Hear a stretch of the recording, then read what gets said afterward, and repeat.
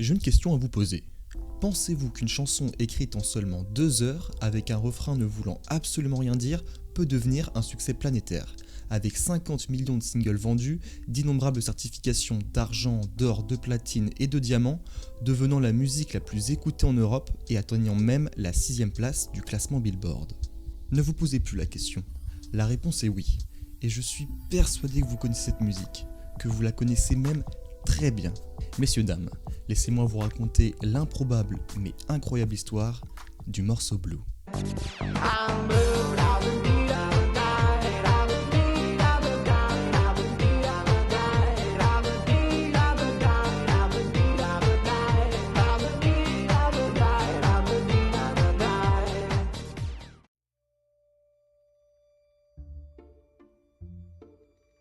Ok, on remonte en arrière.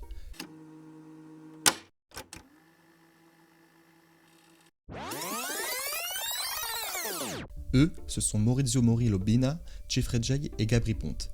Et à ce moment-là, ils ne le savent pas encore, mais à eux trois, ils vont créer un tube planétaire, la musique la plus iconique de l'Eurodance. Nos 3 protagonistes travaillent chez Blisco. Et Blisco, c'est un studio de musique qui réunit un vrai écosystème de zikos. On y retrouve aussi bien des musiciens, des chanteurs, des producteurs, des DJ et bien d'autres types de métiers encore. À cette époque, en fait, Blisco, c'était une petite villa où il y avait 3 studios et ça représentait un lieu de création infini. Et c'est entre ces murs que la magie va opérer. Un beau jour, Maurizio joue quelques notes de piano et ces notes, elles donnent ça.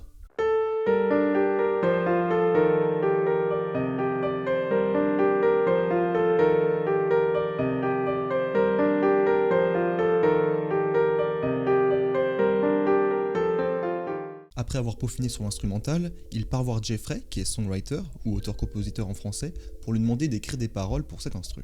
Donc Jeffrey, pendant une trentaine de minutes, il l'écrit, et après il retourne voir Maurizio, et leur discussion, elle ressemble à peu près à ça.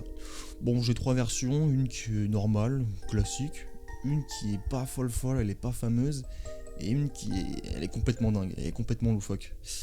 Tu veux laquelle? Bah, partons sur celle qui est loufoque, ça raconte quoi? Ok, en gros, ça parle d'une couleur, la couleur bleue. Quoi? Donc bon, là, le poteau Maurizio, il est un peu circonspect, il est un peu abasourdi, éberlué, et il lui dit « Ok, t'es bleu, mais ça veut dire quoi?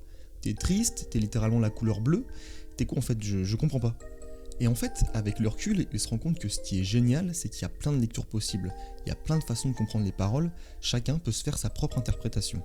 Et en plus, la cerise sur le gâteau, le pompon sur la Garonne, la suite de ce refrain, faisant, je cite, « Dabadi, dabadaï ». Idée venant tout droit du fondateur du studio Massimo Gabuti et qui ne veut strictement rien dire. Et c'est pas plus mal en fait, car derrière ce charabia, il y a une véritable intention, c'est de rendre cette musique internationale en pouvant la faire chanter par tout le monde. Fait intéressant, c'est qu'à l'époque dans les studios de Blisco, il n'y avait aucune insonorisation. Bon, comme ça on pourrait croire que c'est contraignant pour les personnes travaillant là, mais ici c'est tout le contraire. Chacun pouvait entendre le boulot de tout le monde, donc tout le monde pouvait venir pour créer ensemble. Et c'est ce qui s'est passé pour ce morceau. Gabry entendait Maurizio bosser sur le son, mais pour lui quelque chose n'allait pas au niveau de l'arrangement. Il avait une version un peu différente et a donc proposé son aide.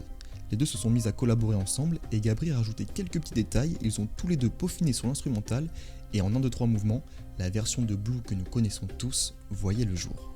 La chanson était finalisée. Ils étaient archi fiers du résultat et ils avaient qu'une hâte, c'était de la faire écouter à tout le monde, que tout le monde puisse s'enjailler dessus. Donc ni une ni deux, ils sont partis direct la tester en club, et là, immense flop. Carrément tout le monde est parti de la piste de danse, ça les a fait fuir. Sur 1000 vinyles produits, seulement 200 seront vendus. Donc après une telle défaite, une telle déception, ils ont jeté le morceau à la poubelle et sont vite passés à autre chose.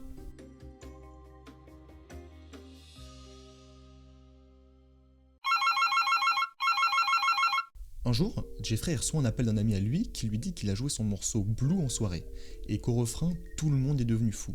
Tout le monde avait surkiffé la musique. Jeffrey, lui, il lui répond Blue quoi? J'ai écrit une musique qui s'appelle comme ça? Car oui, après la débâcle de la sortie du son, tout le monde était passé à autre chose, à produire d'autres projets et c'était vraiment sorti de la tête de tous.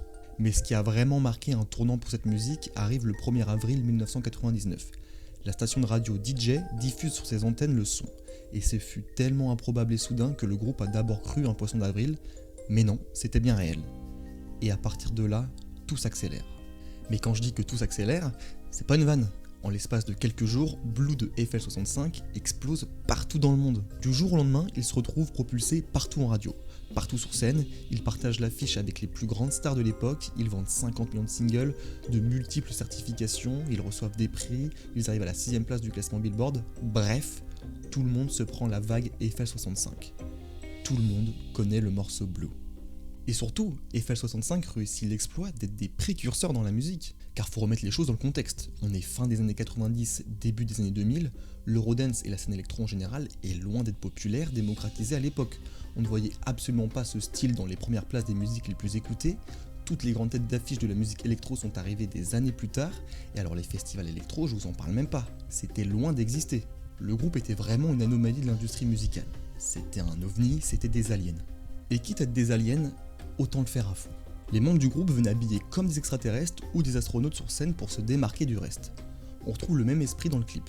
Le groupe voulait un clip en 3D avec un style type jeu vidéo à la manière de Metal Gear Solid, où on retrouve les membres dans un vaisseau spatial à se battre contre des aliens, mais aussi à performer face à eux qui s'ambiancent comme never. Bref, c'est assez space, sans mauvais jeu de mots, mais au final c'est exactement l'effet escompté et la mission est réussie pour eux.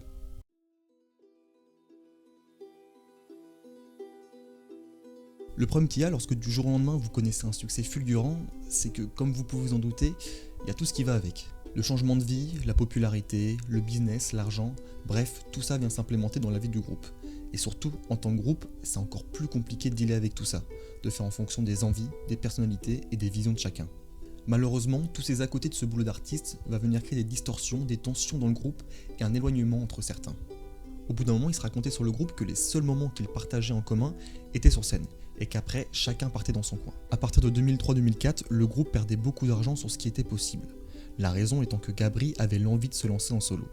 Mais se lancer en solo veut aussi dire qu'Eiffel 65, le groupe, lui, ne peut pas se produire. Et là où le bas blesse encore plus, c'est que pour Maurizio, Gabri n'est pas vraiment un des créateurs de la chanson. Les protagonistes de base de Blue, c'est lui, Jeffrey et Massimo, le fondateur du label. Gabri n'est arrivé qu'après lorsque le gros du boulot était déjà fait. Donc avec cette envie de carrière solo qui ne coïncidait pas avec les intérêts du groupe, Gabri et le groupe sont éloignés. Jusqu'à ce que Gabri fasse sa propre carrière solo et que Maurizio et Jeffrey fassent les shows d'Eiffel 65, juste tous les deux.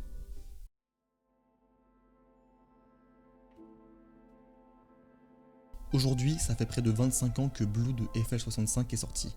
Et qu'on le veuille ou non, force est de constater qu'elle reste présente dans le paysage musical. On ne compte plus le nombre de fois qu'elle a été samplée. Nicki Minaj, Lil Uzi Vert, Florida, Wiz Khalifa ont emprunté l'air de la musique. Des artistes électro, en quelque sorte des enfants de Blue, ont repris, ont rendu hommage à cette musique à l'instar de David Guetta en 2022. En France, dernièrement on a vu Gradure et Us l'Enfoiré scruter les premières places en 2019 en reprenant l'air de la chanson avec Ne reviens pas.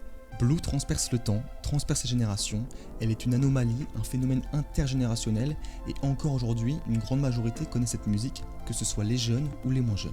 On parle quand même d'une musique qui au premier abord ne veut strictement rien dire.